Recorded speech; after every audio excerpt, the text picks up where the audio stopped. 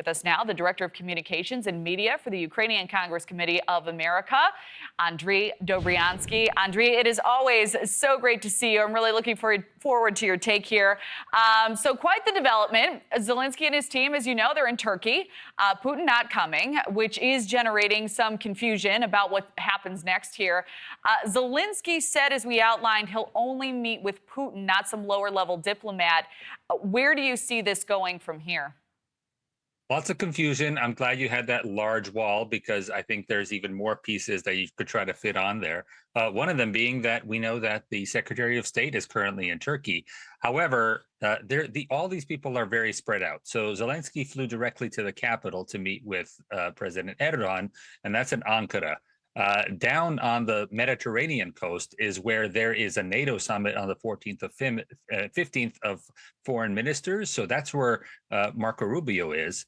And then outside a hotel in Istanbul is where the press corps is, because that was the last place that Ukraine and Russian diplomats spoke with each other. So everybody's guessing it was going to be in Istanbul. And that was, as your big wall of events pointed out, that was where Russia proposed to have peace talks, although they quickly backed out of it after Ukraine said, sure, let's do this. And after President Trump said, I want to see some results. You know, do you think Zelensky's decision to travel to Turkey and challenge Putin to do the same has been effective in putting more pressure on Russia? Absolutely. And the main thing is that President Zelensky and Ukraine are demonstrating they are a willing partner with the United States. So if the United States wants to see talks, you will see President Zelensky travel wherever there's an agreed upon negotiation face to face. This is also something that we saw demonstrated back in March. President Trump wanted a 30-day ceasefire. Do it now, and Ukraine agreed altogether. No conditions. We'll do a 30-day ceasefire. If Russia had agreed to that back in March 11th, that was over 10,000 bombs that have been dropped since then by Russia on Ukraine. Hundreds of missiles, even more drones. These are Iranian drones on Ukrainian locations. In fact, President Zelensky was in South Africa last month. He had to cut it short because so many bombs had been dropped on Ukrainian civilian locations. So this is what President Trump says when he wants the killing to stop.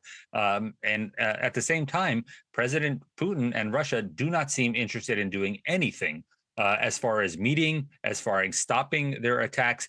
Even their proposed so-called ceasefires over Easter and other events have all led to civilian deaths in Ukraine. You know, I wanted to ask you about the U.S. president's involvement in all of this. You know, Trump says he and Putin need to talk. Do you think President Trump can effectively mediate these peace talks? And how much of a role do you think Trump not going to Turkey played in Putin's decision not to go?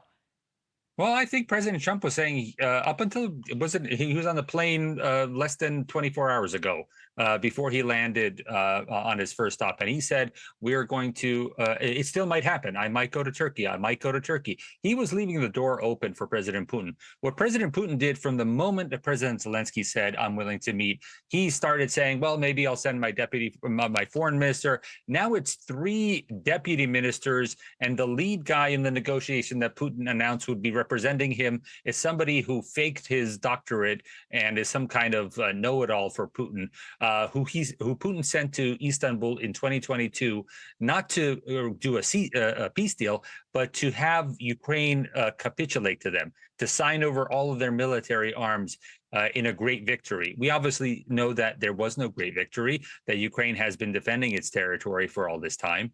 So I think Putin is rather scared about what would happen if the world stood together. And we just saw that, like you mentioned, world leaders were in Kyiv on Saturday, and they said that immediate sanctions would happen. I think the only logical next step is immediate sanctions are happening because Putin did not travel to Turkey. You know, we have about a minute left, but I wanted to ask you this. What would you like to see the United States do next with regard to the talks and putting pressure on Russia as well? I think that we're going to see Secretary of State Rubio meet with some people in Ukraine. The foreign minister is currently there in Ankara.